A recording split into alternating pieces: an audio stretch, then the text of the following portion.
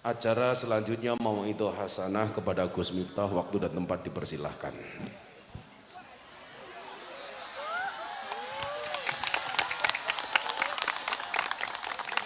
Assalamualaikum warahmatullahi wabarakatuh. Alhamdulillahi rabbil alamin wa kafa.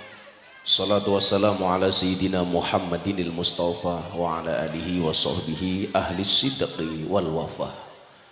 Rabbi shrah li sadri wa yassir li amri wahlul 'uqdatam min lisani yafqahu qawli. Amma ba'du. Hadratal mutaramin, para masyayikh, para kiai, alim ulama, tokoh agama, tokoh masyarakat, para sepuh bini sepuh yang saya muliakan, para pejabat yang berkenan hadir, wabil khusus Ibu Bupati beserta jajarannya yang saya hormati, segenap panitia pengajian dalam rangka memperingati Maulid Nabi Muhammad Sallallahu Alaihi Wasallam yang bertempat di desa Pejagan, Penggagan,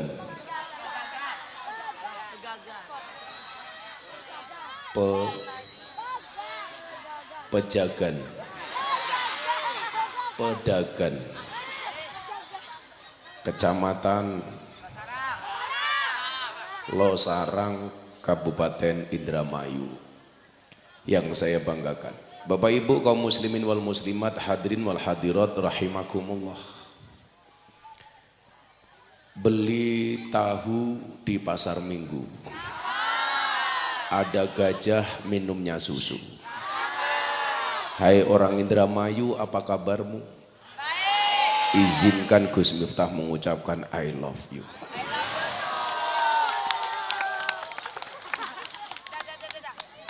Hidup ini simpel saja. Dikasih cobaan, ya dicobain. Diberi kenikmatan, ya dinikmati. Diberi ujian, ya dijalani. Karena hidup sukses itu melewati banyak proses, bukan banyak protes. Panitia pengajian itu kalau ngundang saya, tolong dipahami, sebelum saya datang semua sambutan sudah selesai.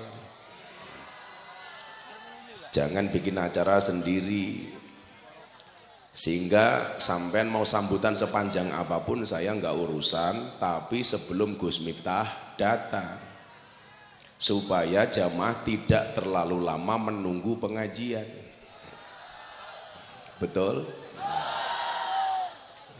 Lagian acara panjang-panjang itu mau ngapain? Yang suka panjang-panjang itu cuman ibu-ibu saja. Nah, disitulah kemudian saya teringat dengan satu pertanyaan dalam bahasa Arab. Man as'adun nas? Siapakah orang yang paling bahagia? Man as'adun nasi? Siapakah manusia yang paling bahagia? Jawabannya adalah man as'adan nasa. Orang yang membuat orang lain bahagia. Orang yang paling bahagia adalah orang yang bisa membuat orang lain bahagia. Saya itu satu hari bisa hadir 4-5 pengajian. Panitia yang membahagiakan jamaah itu ternyata satu, yang tidak terlalu banyak acara. Jadi kalau bikin acara yang simpel-simpel saja. Saya pernah hadir satu pengajian dari lurah, camat, bupati, kepala dinas, semuanya sambutan. Ini saya pikir ini mau pengajian apa lomba ceramah. Jadi besok lagi konco-konco Indramayu, kalau saya datang tolong nggak usah diselani pakai sambutan yang lain, langsung pengajian. Lagian saya tersinggung, kenapa kiainya keren, kopinya tutupnya pink, kan aku zizi. Ih. Mohon maaf Bu Bupati, saya itu baru buka puasa jadi belum ngopi. Karena saya punya prinsip utamakan ngopi, jangan utamakan janji. Karena manisnya kopi Karena manisnya kopi akan dapat kamu nikmati, tapi manisnya janji akan membuat kamu sakit hati.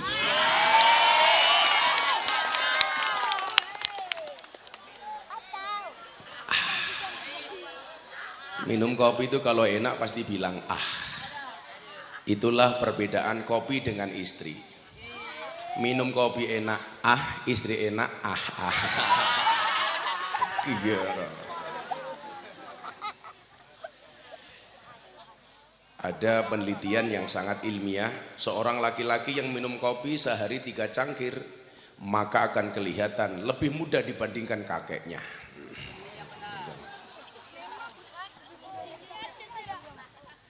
Bapak Ibu yang saya muliakan, sejatinya hidup itu hanya tentang memandang dan dipandang. Jangan hanya memandang dari yang terlihat saja. Yang dipandang belum tentu seindah yang tampak. Ada yang terlihat hidupnya bahagia, namun ternyata dia hanya menutupi kesedihannya. Betul? Ada yang terlihat hidupnya selalu berkecukupan, padahal dia hanya pandai bersyukur atas nikmat Allah. Ada juga yang terlihat hidupnya tanpa ujian, padahal dia sedang menikmati badai ujiannya. Maka hidup itu hanya tentang memandang dan dipandang. Warga masyarakat lihat bupatinya enak. Kenapa Ibu Bupati enak? Iya, kemana-mana dikawal, ada protokol, hidupnya dijamin negara. Tapi tidak melihat kewajibannya. Sementara Ibu Bupatinya sendiri merasa hidup saya terpenjara oleh keadaan. Semuanya diatur oleh aturan. Lebih enak jadi rakyat biasa. Duduk di mana saja rasanya nikmat. Betul Bu? Coba kan duduknya asik. Itu malah nggak pakai tikar. Yakin pulang pengajian little body sini tiga telah keleban wedi. Maka disitulah kita perlu memahami bahwa semua orang punya ujian masing-masing. Ayo, semuanya yang di sini duduk termasuk Banser. Banser duduk saja, kasihan yang di sana. Udah kalian duduk saja Mas Banser. Ingatlah mereka datang pengen melihat wajahku, tidak pengen melihat raimu ya.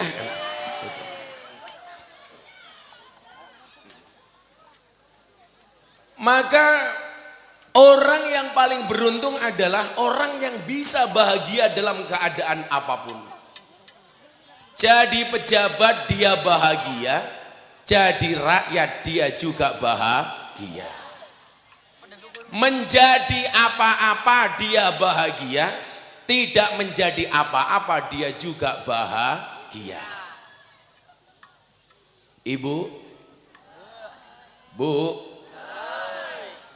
apakah kebahagiaan itu ditentukan dengan banyaknya harta? Jawabannya tidak. Apakah kebahagiaan itu ditentukan dengan tingginya jabatan? Jawabannya tidak. Bahagia itu kita yang buat, Bu. Bukan orang lain. Saya alhamdulillah di negara ini dari presiden sampai rakyat jelata saya kenal semua. Apalagi sekarang Gus Miftah dikenal sebagai AKBP. Aku kiainya Bapak Prabowo. Sorry ye. Ternyata apa? Ukuran kebahagiaan orang itu masing-masing.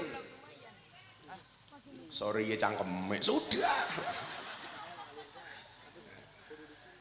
Ukuran kebahagiaan orang itu masing-masing. Kemarin berangkat ke Indramayu, saya melalui Tegal, ngaji di Pemalang. Saya berangkat dari Jogja itu ngelewati pedagang cilok.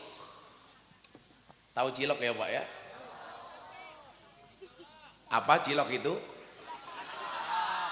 Aci dicolok. Kalau celok, cewek dicolok, beda. Tahu yang guyuk ya. Ini masih bujangan. Masa raine tua temen bujangan? Oh, anaknya sudah 2. Ya, mudah-mudahan pulang istrimu matang lagi ya. Saya bilang sama pedagang ciloknya begini, Pak, beli cilok, dibungkuskan di plastik. Saya tanya, harganya berapa Pak? 10.000. Saya kasih uang 500.000. Bahagianya minta ampun, sujud syukur. Maksud saya adalah, mungkin bagi sebagian orang kaya ketika mendapatkan 500.000 itu bukan apa-apa. Tapi bagi orang lain itu merupakan sebuah kebahagiaan. Betul Bu? Maka jangan pernah mengukur kebahagiaan kita dengan menggunakan ukuran orang lain. Saya nggak bahagia ketika Pak Prabowo bilang sama saya, Gus Miftah mau jadi menteri nggak? Enggak. Wakil menteri? Enggak. Kenapa Gus? Semua orang pengen jadi menteri. Kenapa Gus Miftah nggak mau jadi menteri? Saya bilang, Pak, percaya diri itu penting, tapi sadar diri jauh lebih penting. Kalau saya jadi menteri repot Pak. Emang kenapa Gus? 1, saya harus potong rambut. Mana ada menteri gondrong? Nggak ada. Nggak pantas. Nggak pantas. 1. Yang kedua, kalau saya jadi menteri Pak, orang Indonesia itu mengenal saya kiai kelompok marginal. Lokalisasi, tempat dugem, karaoke, PSK, purel, pemandu karaoke dan lain-lain. Kalau saya jadi menteri Pak, saya nggak bisa belusuan lagi ke tempat karaoke. Masa kiai dolanan sama lonte? Nggak pantas. Kalau dia pantas. Maka Bapak Ibu yang saya muliakan, bagaimana kemudian Nabi Muhammad SAW mengajarkan kepada kita bahwa semua orang itu punya porsi masing-masing. Maka nyuwun sewu, konsep keadilan adalah wadu'u syai'in fi mahalli, meletakkan segala sesuatu sesuai dengan porsinya masing-masing. Makanya porsinya bupati sama rakyat beda, porsinya bupati sama kiai beda.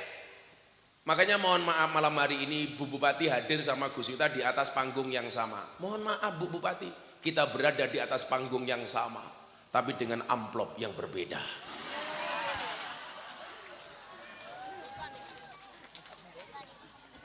Karena porsinya beda. Wada'u syai'in fi mahalli. Tanggung jawab itu tergantung porsinya.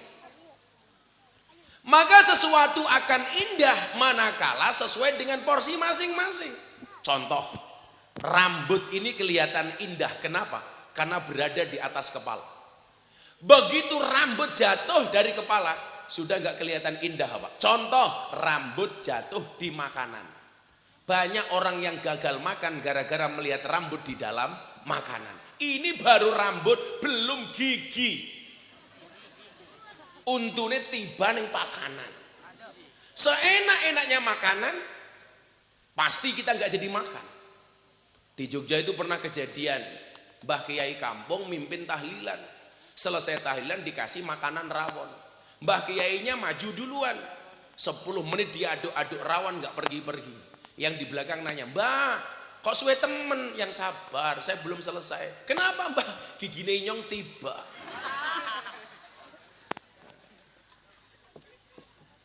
Maka keindahan itu sesuai porsi. Makanya kalian anak-anak kecil di depan saya ini mohon maaf, berproseslah sebaik mungkin nih. Hari ini porsimu adalah sebagai penabuh hadroh. Makanya besok kamu harus percaya diri kalau ngelamar cewek, ditanya sama mertuamu, nah pekerjaanmu apa? Kamu jawab penerbang. Pesawat apa? Hadroh Airline. Ah, anak hadroh modalnya cuma sarung, kamu jawab B, jangan lihat sarungnya tapi lihatlah hadrohnya goblok. Isinya.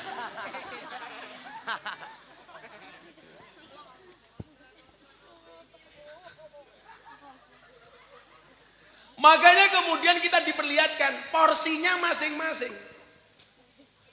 Contoh umpamanya, Nabi itu punya 4 sahabat yang istimewa. Siapa saja mereka Bapak Ibu? 1, Abu Bakar. 2, Sayyidina Umar. Sayyidina Utsman. Sayyidina Ali. Ini punya porsi masing-masing.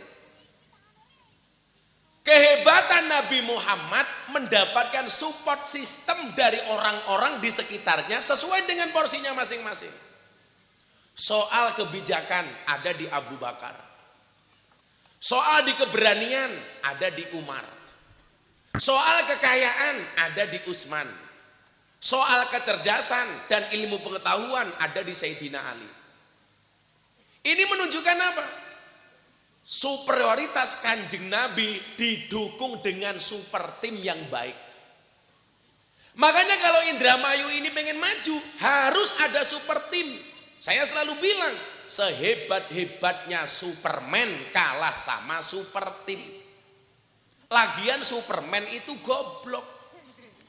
Apa bentuk gobloknya? Badannya besar tapi bajunya es.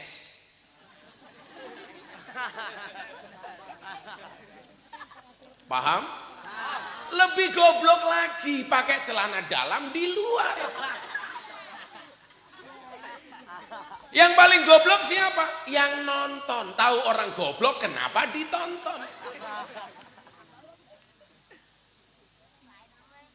Inilah yang dimaksud dengan afdhalul amali bil jamaah. Amal itu paling bagus dilakukan secara berjamaah. Membangun peradaban harus berjamaah. Nabi dibantu dengan sahabat-sahabat yang keren. Abu Bakar.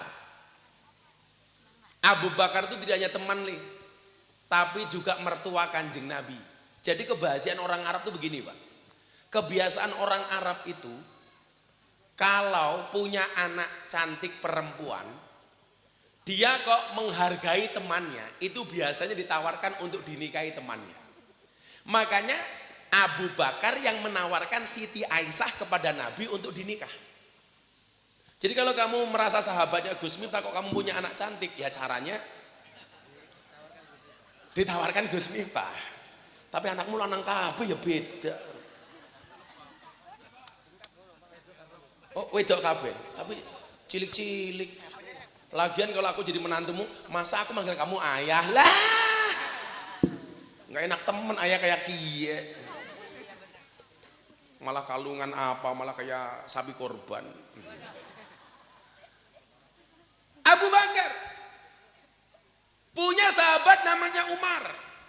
Umar ini suami orang yang sangat pemberani, tapi sekaligus takut dengan istri. Jangan salah Pak. Kalau kita ini kalah sama istri, lumrah. Umar setan, jin, demit takut. Sama istri tetap takut Pak. Takut Pak. Tapi para suami kalian santai, tak kasih tahu. Anda punya istri manut, Anda berpotensi menjadi raja. Anda punya istri galak, Anda berpotensi menjadi wali. Kok Anda punya istri kadang-kadang manut, kadang-kadang galak, insya Allah raja wali. Wow.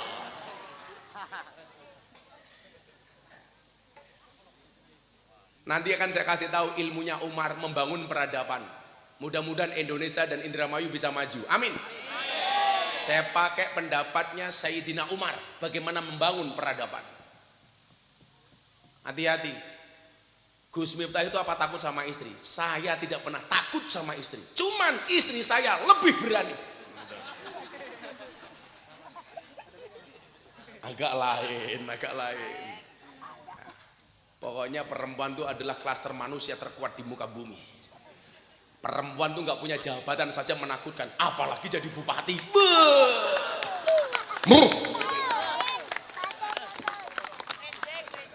Laki-laki itu menang sama istri cuma sekali tok. Kapan? Lebaran hari pertama di pagi hari. Saat itu perempuan baru tunduk sama suami. Siang dikit, wani mani. Makanya kalau pagi-pagi itu istri sungkeman Pak, itu satu momentum yang sangat saya nikmati. Abah saya minta maaf ya, modar ya. Karena siang dikit Pak, kita dijajah lagi Pak. Ciri-ciri perempuan yang suka menjajah suami, ciri-cirinya adalah jilbabnya coklat.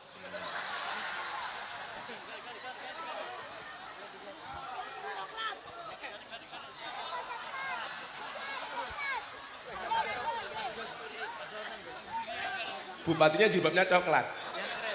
Oh yang krem. Ternyata yang pakai jilbab coklat kepala Bapeda. Kalau jilbabnya krem insya Allah lebih parah. Sallu ala Nabi Muhammad. Apa disampaikan oleh Umar? Bagaimana kemudian dia membangun peradaban bangsanya? Aslur rajuli akluhu wa hasabuhu dinuhu wa muru'atuhu khuluquhu. 3 hal ini yang menjadi pesan Sayyidina Umar untuk membangun sebuah peradaban. 3 hal ini akan saya sampaikan secara seksama dan dalam tempo yang sesingkat-singkatnya. Karena mau panjang mau pendek jatahnya sama-sama tidak jelas. Kalau ada orang Indramayu datang ke pondok itu sudah, aduh, Kiai ngajilah ke Indramayu. Sudah dikasih harga murah, masih nawar. Siapa yang suka nawar? Ya Raini Kie.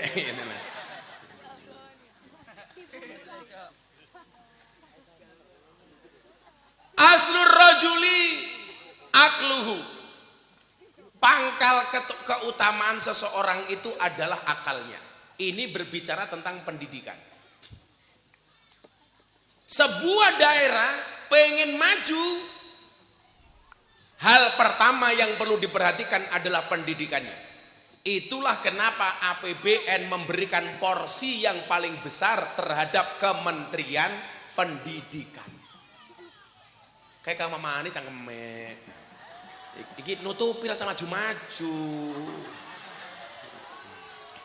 Kamu lenggah baik iya. Untung peci ini NO. Yang pecinya NO saya doakan masuk surga. Peci ne.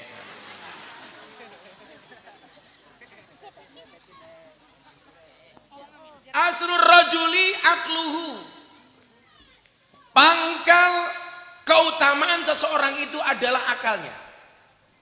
Akal itu terkait dengan pendidikan. Dalam Hasanah Nahdlatul Ulama ada bahasa demikian. Al ilmu la yudrakuhu illa bitta'allum wal barakatu la tudrikuhu illa bil khidmah. Ilmu itu tidak akan pernah kamu dapatkan kecuali dengan belajar. Barokah tidak akan pernah kamu dapatkan kecuali dengan pengabdian. Pengen pinter, belajar. Pengen pinter, ngaji. Artinya apa? Di Indramayu gak ada lagi anak yang putus sekolah. Setuju? Itu ngapa maning? Ini pengajiannya asik temen ya. Kayaknya lebih semangat ngaji, truknya lewat. Ini pengajian paling horor sedunia.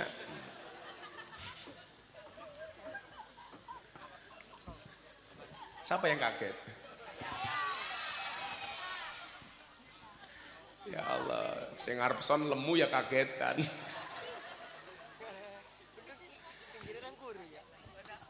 Pendidikan ini mendapatkan porsi Pak yang besar. Makanya coba Bu Bupati lihat, APBN itu digunakan paling banyak oleh Kementerian Pendidikan. Porsinya paling besar Pak. Karena negara ini paham, kalau negara ini pengen maju, ya warga masyarakatnya, rakyatnya harus berpendidikan. Makanya saya itu nggak putus kuliah.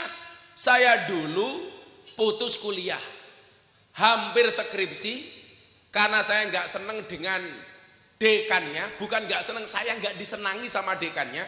Saya tinggalkan bangku kuliah. Saya waktu itu cuma bilang, saya akan buktikan saya bisa sukses walaupun saya nggak punya ijazah sarjana. Akhirnya saya tinggalkan bangku kuliah, padahal tinggal skripsi tok. Waktu itu saya harusnya mendapatkan gelar SAG, sarjana agak gimana. Ternyata benar, tanpa ijazah S1 saya sukses. Begitu saya sukses, saya malu ketika pengajian di Malang. Anak kecil seperti ini maju ke panggung. Nak, kamu kalau besar pengen jadi apa? Saya pengen besar seperti Gus Miftah. Kenapa nak? Enggak lulus kuliah saja bisa sukses. Saya malu Pak. Akhirnya waktu itu saya putuskan saya kembali melanjutkan pendidikan saya.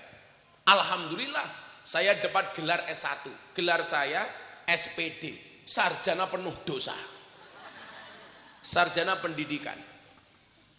Akhirnya apa? Saya sampaikan kepada santri-santri saya, kamu yang hari ini nggak kuliah kamu malu sama Abah. Kenapa? Hari ini Abah kembali kuliah lagi. Saya ambil S2 di 3 kampus Pak. Kampus pertama di UIN Jogja, saya ambil akidah filsafat S2. Kampus kedua saya ambil di mana Semarang itu? Universitas UNES. Saya ngambil pendidikan seni. Satu lagi saya ngambil di Unisula. Yang ketiga, saya ambil S2 pendidikan. Yang satu seni, yang satu pendidikan. Ini tahun ini insya Allah 3-3-nya selesai. Besok gelar S2 saya ada 3. Saya bilang, selesai S2 saya akan lanjutkan lagi S3. Selesai S3 insya Allah S-Dogger. Kamu tahu kepanjangan S-Dogger apa?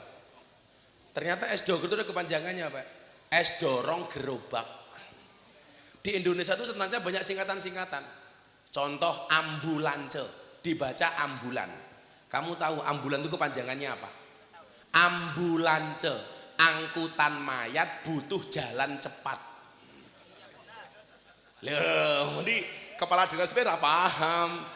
Ambulance, angkutan mayat butuh jalan cepat. Sama dengan perkedel. Kamu tahu perkedel itu apa? Persatuan kentang dan telur.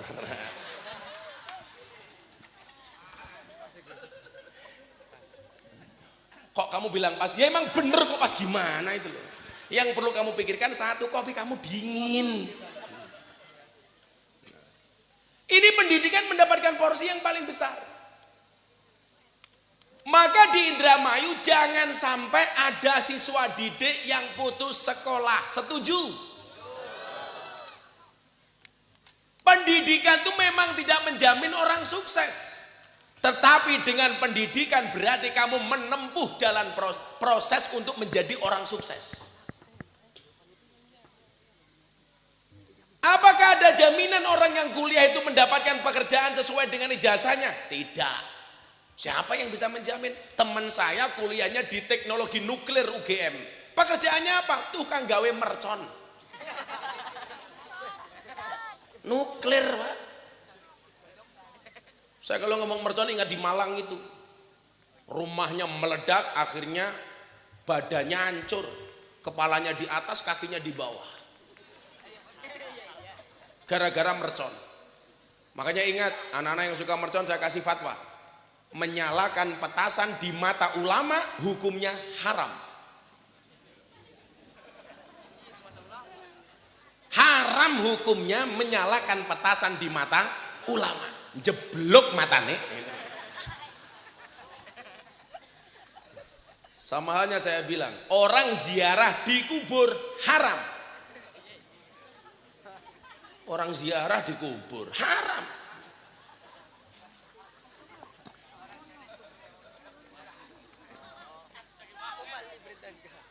Mendoakan orang mati haram. Matio itu haram.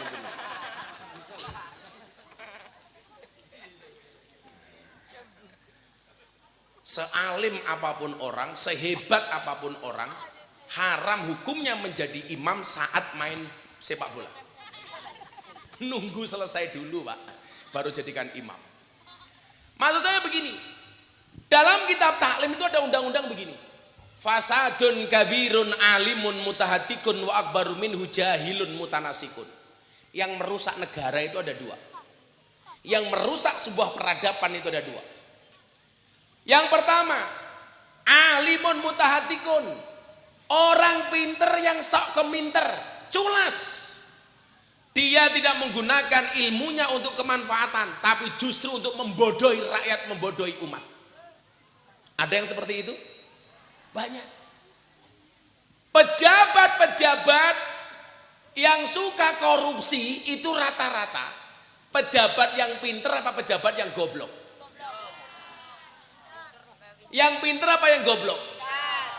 Pinter tapi mutahatikun, culas, zalim. Saya kemarin ditanya, kenapa sih Bah kok masih banyak pejabat yang korupsi? Yang salah itu guru TK.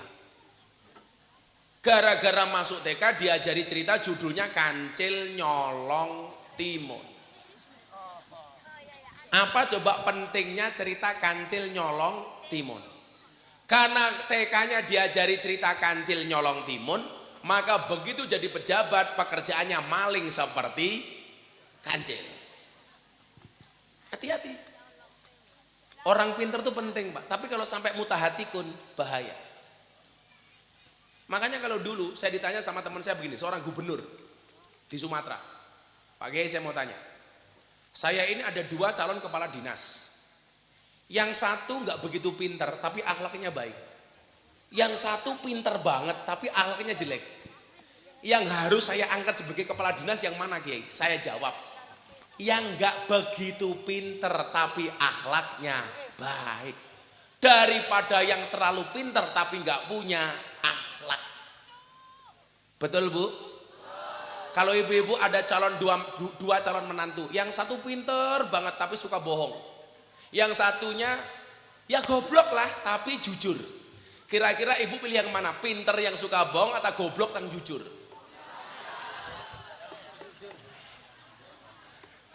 Atau sekarang bikin aja pertanyaan saya lebih mudah lagi. Ibu, Anda pilih suami yang model apa?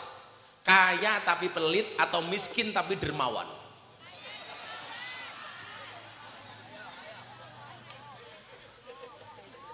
Pilih mana Bu? Kaya tapi sing takon sapa?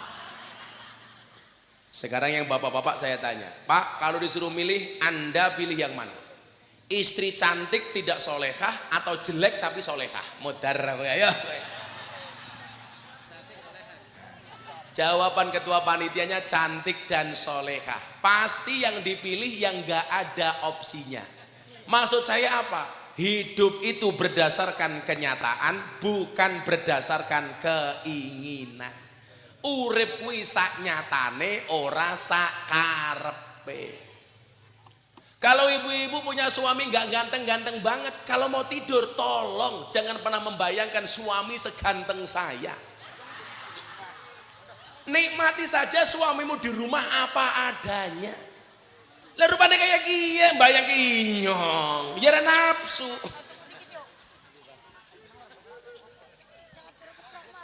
Karena saya dulu ditanya Bu sama kiai saya, Miftah kamu pilih mana? Istri cantik tidak solehah apa jelek tapi solehah? Saya jawab, cantik walaupun tidak solehah Kiai. Kiai saya marah. Kenapa kamu melihat cantiknya tidak melihat solehahnya? Mohon maaf Kiai. Ar-rijalu qawwamuna 'alan nisa. Laki-laki itu imamnya perempuan. Kalau istri saya sudah cantik belum solehah, kewajiban saya sebagai imam menjadikan istri saya solehah. Nah, betul? Tapi kalau istri saya solehah tapi jelek wajahnya, mohon maaf Kiai, menjadikan cantik mahal harganya. Lah raine wong wadon sakniki larang temen ya. Lah wong sing tua-tua murah, paling udah FIFA nomor 4. Sing nom-nom ki mahal. Tadi ibu-ibu berangkat pengajian jam berapa? Jam berapa Bu? Jam 6, berangkat jam 6, dandannya jam berapa? Jam 4 Pak. Bikin alis saja 30 menit Pak nggak selesai. Bandingkan ketua panitia ini simple, sarung satu, baju satu, peci satu, mungkin nggak sempakan. Makanya kalau saya ditanya, Gus, sebenarnya yang suka bohong itu laki-laki apa perempuan? Yang banyak bohongnya itu laki-laki apa perempuan? Survei membuktikan soal fisik perempuan itu lebih banyak bohongnya dibandingkan laki-laki. Betul? Tapi soal hati laki-laki lebih banyak bohongnya dibandingkan perempuan. Kalau soal fisik perempuan jangan dilawan. Mana mungkin laki-laki itu bisa ngatur istri? Aturan Allah alis saja Pak. Ini buatan Allah. Dihapus, digambar sendiri.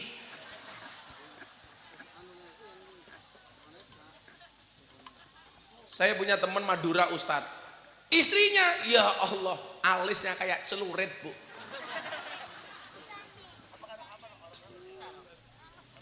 Tapi kalau soal hati, ya kita jujur Pak. Laki-laki lebih banyak bohongnya. Yora matane, inyong bae ho. Asli. Tapi tetap kalah Pak. Perempuan itu mampu menyimpan dua pria di dalam satu hati. Tapi ingat, walaupun perempuan bisa menyimpan dua pria di dalam satu hati, laki-laki bisa membeli tanpa harus mencintai.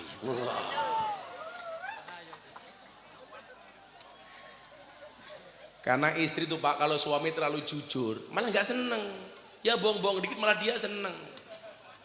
Contoh di jalan habis ketemu cewek cantik kita nggak ngapa-ngapain. Kamu dari mana Mas? Dari jalan ketemu siapa? Jujur, cewek cantik. Marah apa enggak? Marah. Kamu dari mana Mas? Dari jalan. Ketemu siapa? Anak hadroh. Marah enggak? Jujur marah, bohong enggak marah. Maka lebih baik para istri kita bohongi.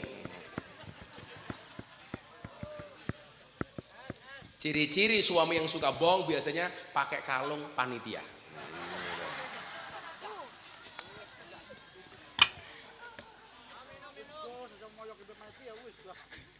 Iki sing nganggo panitia ya lemune kayak kiye. Kamu jangan gede-gede perutnya.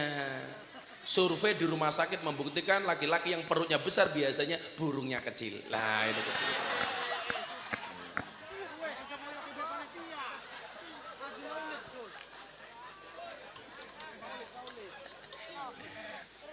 Aslur rajuli akluhu. Akalnya ini. Maka kemudian Nabi mengatakan apa?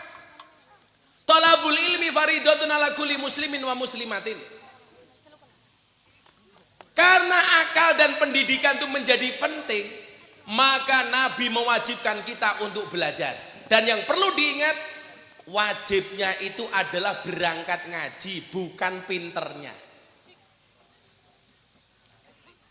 Yang wajib itu ngajinya apa pinternya? Pinter tuh hukumnya wajib apa enggak? Kalau pinter tuh hukumnya wajib, berarti orang bodoh itu dosa terus. Kalau kita ngaji nggak paham, kalau sampai pinter itu wajib, maka orang nggak paham itu dia berdosa. Ternyata yang diwajibkan oleh Nabi itu bukan alimnya, bukan pinternya, tapi tolabul ilminya. Sejak kapan dia harus tolabul ilmi? Minal mahdi ilal lahdi. Dari buayan sampai ke liang kubur. Itulah alasan kenapa Mbah Mudin NO itu kalau ada orang mati ditalkin. Betul Bu? Di sini yang biasa nalkin namanya apa? Lebih. Siapa? Solikin. Oh Sodikin. Kin anakmu kin. Di wonge. Umpamanya sing lemu kiye mati. Arane siapa? Arane siapa jenengmu? Rijal. Rijal itu artinya laki-laki. Laki-laki. Kelihatan kok kamu laki-laki. Minal mati ilaladi itu salah satunya apa? Begitu Rijal mati, dituntun talqin oleh Mbah Sodikin. Begitu dimasukkan liang lahat, diadani. Kemudian ditanam, dikasih tanah. Teman saya Muhammadiyah tanya, Gus, orang NU itu kenapa sih kalau ngubur jenazah pakai diadani? Kenapa nggak langsung saja? Nanti kalau jenazahnya bangun bagaimana? Saya jawab, kamu itu lucu. Jenazah mati diadani kok bangun. Orang Indramayu denger adzan subuh nggak bangun. Talqinnya itu bagaimana loh? Begitu dia mati, ya rijal. Umpamanya si mati almarhum rijal. Mesti abot temen dia. Yen nono malaikat loro teko marang sliramu. Takon marang sliramu, ya rijal man rabbuka, sapa pangeranmu? Jawaban Allahu Rabbi. Waman nabiyuka, sapa nabimu? Jawaban Muhammad Nabi. Itu adalah pertanda bahwa ketika orang berada di liang lahat masih punya kewajiban untuk menuntut ilmu. Makanya Nuaiman ketika mati, yang berkenan menguburkan Nuaiman sahabatnya Nabi siapa? Nabi sendiri, Pak. Nuaiman itu sahabat Nabi yang paling lucu, Pak, paling kocak. Tapi dia sukanya minum alkohol. Minum alkoholnya itu selalu di sampingnya Nabi. Tujuannya satu, supaya langsung dihukum sama Nabi. Jadi begitu dia minum langsung dipukul sama Nabi. Ini orang yang paling pintar membuat seneng Kanjeng Nabi. Satu ketika Kanjeng Nabi sakit, Nuaiman tahu Nabi itu sukanya kambing, daging kambing. Nuaiman pergi ke pasar beli 2 kambing. Ketemu penjual kambing, Nuaiman bilang, kambingmu saya beli. Ketika dimintain uang, uangnya mana Nuaiman? Benar kambing yang beli saya, tapi yang nanti yang bayar Kanjeng Nabi. Akhirnya kambing ini dibawa ke rumahnya Nabi. Diketuklah pintu rumah Nabi. Ya Rasulullah, saya datang membawa hadiah dari Nuaiman. Begitu dibuka, ada kambing 2. Menerima hadiah kambing dari Nuaiman, Nabi langsung hilang sedihnya, Pak. Dia langsung tersenyum. Begitu kambing diberi, penjualnya nggak pergi-pergi. Kanjeng Nabi nanya, kenapa kamu nggak pergi? Mohon maaf Nabi, kambing ini memang hadiah dari Nuaiman. Tapi kata Nuaiman, yang bayar Nabi sendiri. Apakah Nabi marah? Enggak, Pak. Dia tersenyum dengan kelakuan si Nuaiman. Ada lagi, Pak. Pagi-pagi Nuaiman bawa penjual makanan. Kata ya makanannya kayak gini lah, jelek kayak gini lah. Isinya apa ya? Masa kayak suguhannya ya Allah, roti 500. Martabak segini berapa? 500. Kalau ini kacang ya sisa lebaran. Jadi aduh jatuh. Jadi kalau ada martabak seperti ini, cabenya kecil, saya ingat kamu sama istrimu. Kan istrimu kecil toh. Kalau malam Jumat ada cabai di atas martabak. Si Rijal ini loh. Bentuknya lucu. Semoga Rijal panjang umur. Amin. Orang sedunia mati, Rijal hidup sendiri. Amin. Pagi-pagi Jal, Nabi itu datangi sama Nuaiman bawa penjual makanan, Pak. Makan bareng. Begitu makan bareng, selesai, Nuaiman pergi. Dipanggil sama Nabi, Pak. Nuaiman, kok kamu pergi? Kan makanannya belum kamu bayar. Apa jawaban Nuaiman? Ya masa hamba kok bayarin Nabi? Kan gak pantas. Sama halnya lah Rijal makan sama Bu Bupati. Masa sing bayarin Rijal? Kan ora pantes. Kan potongan kayak kiaran duit. Wong raine baik kayak kota infak. Wah. Maka bentuknya kayak celengan. Apakah Nabi marah? Enggak, Pak. Makanya kita hidup itu jangan terlalu serius. Dibuat bercanda saja. Ada waktunya serius, ada waktunya bercanda. Begitu Nuaiman mati, ini ngomong tadi minal mahdi ilal lahdi. Siapakah yang berkenan memakamkan si Nuaiman? Nabi sendiri, Pak. Nabi yang memandikan, yang mengkafani, yang mensolatkan, yang menguburkan.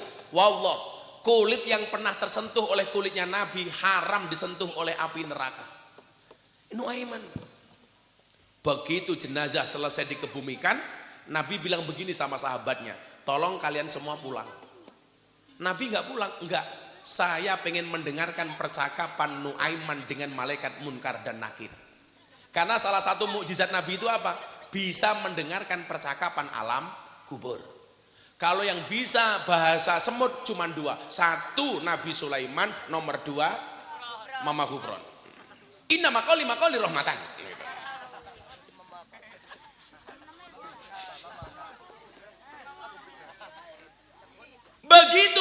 nakir datang, dua sosok malaikat yang sangat menakutkan.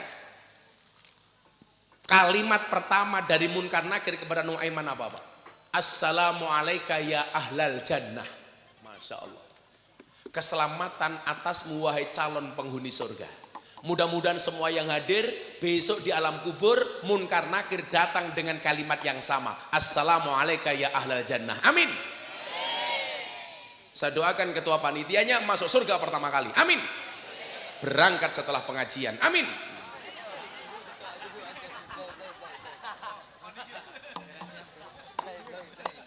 Kata dia, belum siap Gus.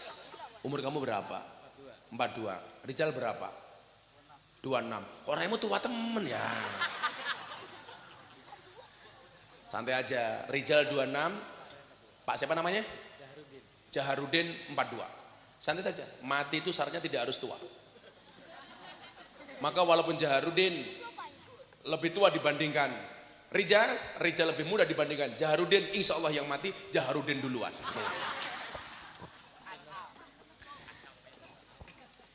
Assalamualaikum ya alal kubur, ya assalamualaikum ya alal jannah, bukannya alal kubur. Keselamatan bagimu wahai calon penghuni surga. Nuaiman mulai diinterogasi, Nabi mendengarkan di atas kuburan. Ya Nuaiman, man robbuka, sopo pangeranmu? Dijawab sama Nuaiman, Allahu Rabbi. Yang kedua, ya Nuaiman, man nabiyuka, siapa nabimu? Dijawab sama Nuaiman. Pertanyaannya nggak salah. Nuaiman merasa apa? Wong tiap hari saya itu sama nabi. Kok masih ditanya nabimu sopo? Kan lucu. Nabi mulai mendengarkan dengan agak tersenyum. Malaikat kembali bertanya yang kedua kalinya. Malaikat itu kan SOP Pak, sesuai dengan standar operasionalnya. Ditanya lagi, Nuaiman, mana nabiuka? Nabimu sopo? Dijawab lagi sama Nuaiman, malaikat, pertanyaanmu gak salah. Malaikat kembali bertanya yang ketiga kalinya, ya Nuaiman, mana nabiuka? Nabimu siapa? Dengan suara yang semakin tinggi. Apa jawaban Nuaiman? Malaikat, aja banter-banter. Itu loh orangnya di atas kuburan. Ini menunjukkan apa? Bahwa orang belajar itu sampai ilalahti. Minal madi, dari ketika digendong oleh ibunya sampai mati. Makanya Nabi mengatakan tolabul ilmi faridoh. Kembali kepada aslur rojuli akluhu. Kepada masalah pendidikan. Tolong Bu Bupati, pendidikan diniyah diperhatikan. Setuju? Lebih diperhatikan. Baik madrasah diniyah maupun TPA, TPQ. Kita itu kadang-kadang mohon maaf, agak diskriminasi dengan pendidikan diniyah. Sekolah dapat bos, guru-gurunya dapat tunjangan. Sementara guru diniyah kadang-kadang kasihan. Termasuk lebih itu siapa? Mbah Moden yang ngurusi orang mati. Tolong diperhatikan, itu orang penting. Polisi itu penting, tentara itu penting, bupati penting, lebih nggak kalah penting. Buktinya apa? Polisi mati sing bungkus apa? Lebih. Bupati mati sing bungkus apa? Lebih. Rijal mati sing bungkus siapa? Lebih. Lebih mati, bungkus dewek.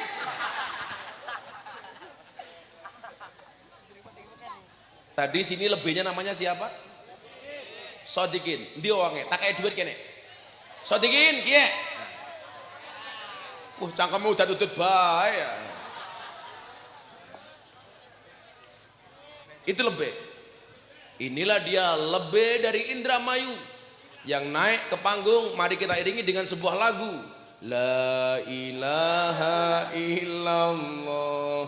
La ilaha, malah mati ya. Di dompet inyong.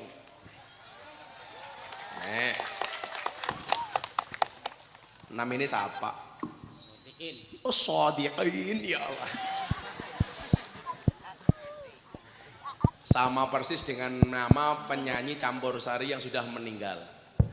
Cak Dikin. Cak Dikin itu namanya Muhammad Shodikin yang membuat lagu judulnya Tali Kotang. Nah itu Cak Dikin. Yang saya sempat bingung itu Bu. Bingungnya kenapa? Dulu Didi Kempot itu membuat lagu stasiun balapan. Inspirasinya gara-gara kalau dari Jakarta itu naik kereta turunnya di stasiun balapan. Jadi lagu judulnya Stasiun Balapan. Ada musisi namanya Gesang membuat lagu judulnya Bengawan Solo. Gara-gara dia senengnya nongkrong di pinggir Bengawan Solo. Denny Caknan bikin lagu Kartonyono Medhot Janji karena setiap hari dia melewati Tugu Kartonyono. Nah saya tanya sama Cak Dikin, kamu bikin lagu judulnya Tali Kotang, inspirasinya apa? Nongkrong neng ngendi sing dideleng apa? Shodikin. Jadi lebih udah berapa tahun Mbak Shodikin? 6. Pakai mic 6 tahun. 6 tahun ya Pak. 6 tahun.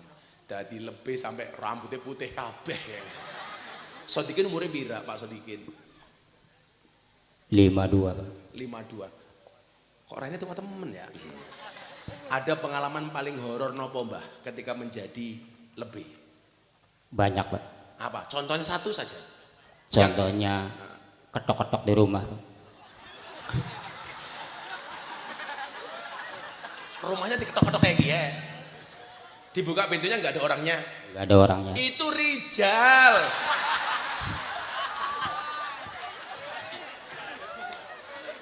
Anak maning. Banyak Pak. Apa?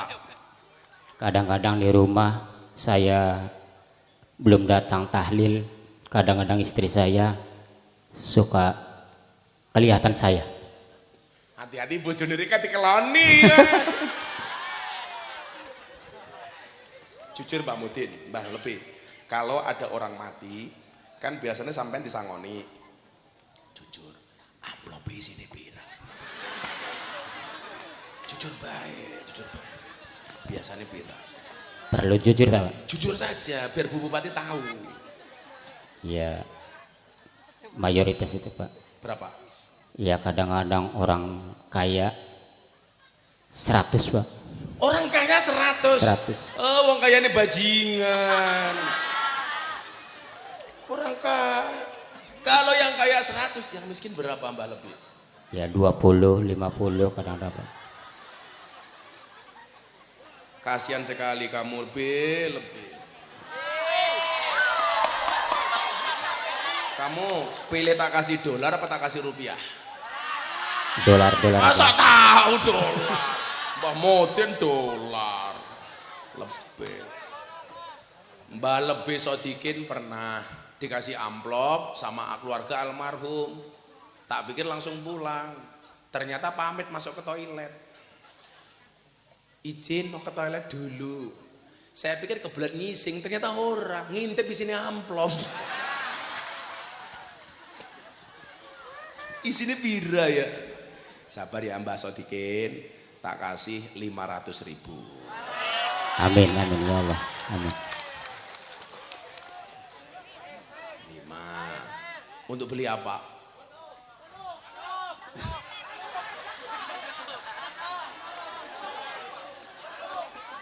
Apa? Manuk. Mbak Shodikin senengannya manuk. Manuk Pak. Kan sudah punya manuk. Ya Allah, udah 500.000 untuk Mbak Shodikin. Terima kasih Mbak Lebih ya. Amin ya Allah. Ya, saya didoakan apa? Siap Pak. Doakan apa malah siap? Semoga Pak Gus panjang umurnya, sehat badannya, Amin. sejahtera, sehat. Apa nih? Panjang umurnya, sehat. Balik maning. Moga-moga Pak Gus karirnya bertambah dan bertambah juga bertambah sekali lagi bertambah Pak. Tambah apaan nih? Tambah ilmunya, ada tambah umurnya semuanya. Amin. Istrinya? Kan di Indramayu katanya banyak RCTI. Iya. Randa cilik turunan Indramayu. Betul. Makasih Mbak Mudin ya, Mbak Lebih ya. Ya Allah, ngimpi apa 500.000. Ya saya tak minum degan dulu. Apa kene bae 500.000 lu nggak kepriman.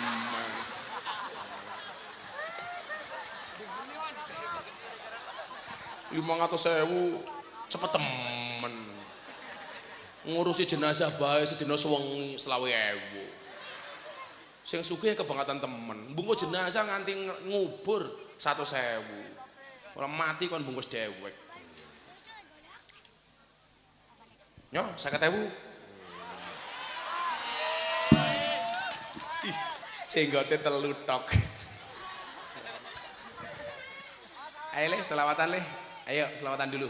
Nanti sangoni bocah ado. Selawatan dulu. Lagunya apa? Iwa bandeng. Iwa bandeng ono iwa sepat. Sadikin ireng. Muga-muga bojone sehat, Papa. Loh. Yes. Lagunya apa? Loh. Emang vokalisnya Rijal? Nggak meyakinkan kamu? Loh. Masa vokalis wajahnya kayak Gupolo? Apa lagunya, Le? Yes. Apa lagunya apa? Malah bingung. Halo. Yes. Yes. Apa? Malah tali kotang apa ya? Soundnya dihidupkan Yes. soundnya. Yes. Yes. Sound vokal. Loh. Yes. Apa nak lagunya nak? Iwak bandeng, Yus. Ya coba bandeng ya. Ya, siap. Sallu ala Nabi Muhammad. Allahumma sholli alaihi. Allahumma salli wa sallim ala sayyidina wa maulana Muhammadin adada ma fi ilmi ilahi salatan daimatan bidawami mulkilahi. Makan dulu gitu loh kalau selawatan. Sangoni ba? Sangoni pira? Tak. Wis 500 bae tuku bakso ya. Nah, vokalisnya sini. Kalau dikasih uang ditabung apa dicelengi? Ditabung. Makanya ada istilah bayi tabung, nggak ada bayi celeng ya. Ya Allah. Nyo, Rija, apa lagi jenenge mau? Jarudin. Dicekel, ya jimat. Kamu simpen di dompet kamu, jangan kamu belikan apa-apa. Insya Allah sampai kamu mati masih punya uang. Jimat, ya. Oh, kalau sudah jam 10, saya masih ada jadwal satu lagi. Saya udah 2 malam di Indramayu ya. Kalau tadi malam di mana itu Pak? Karangampel. Masak yang saya keluar mobil dada-dada di TikTok viral teman.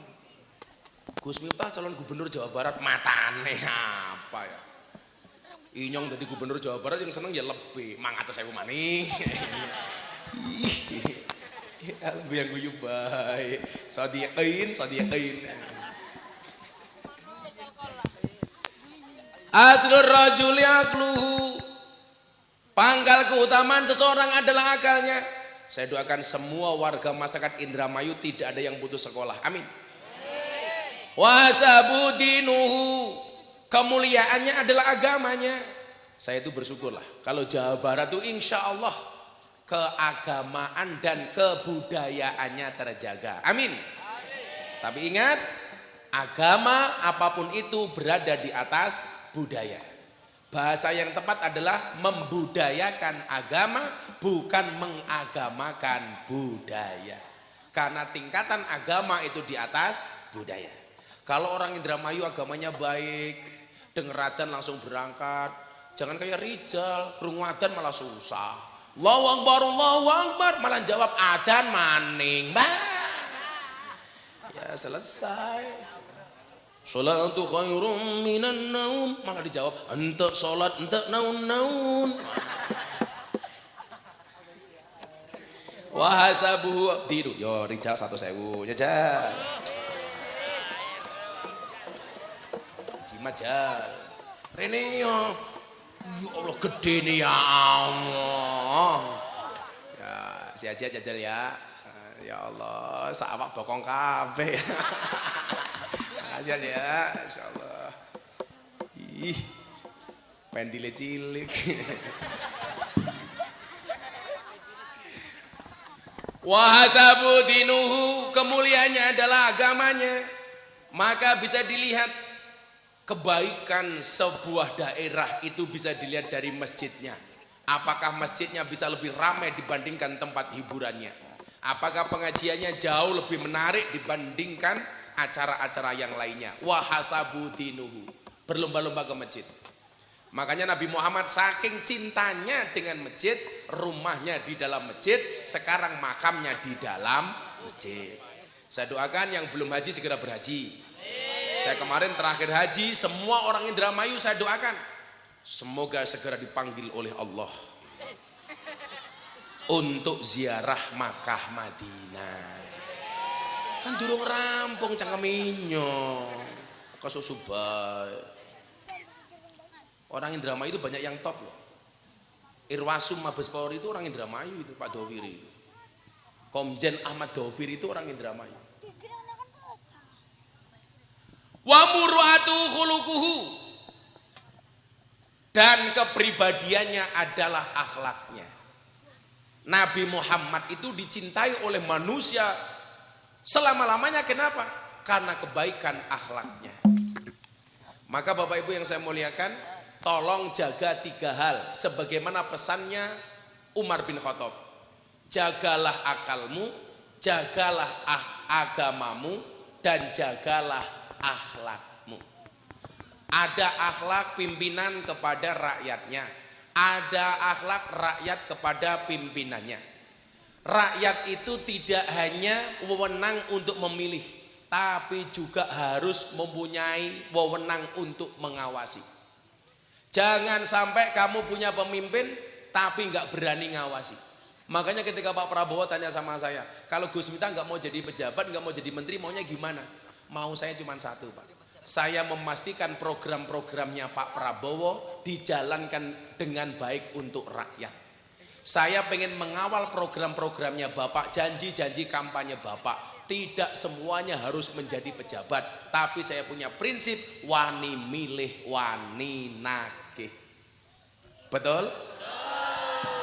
Contoh umpamanya besok di Indramayu program makan siang gratis. Akan kita lihat apakah program ini bisa berjalan dengan benar. Saya mencintai Pak Prabowo, saya bilang, makanya saya tidak mau programnya Pak Prabowo ada yang gagal. Makanya Pak Prabowo menang karena programnya pas. Makan siang gratis, minum susu gratis. Makan siang gratis disukai oleh anak-anak, susu gratis disukai oleh sodiqin. Yang guyu baik, 500.000.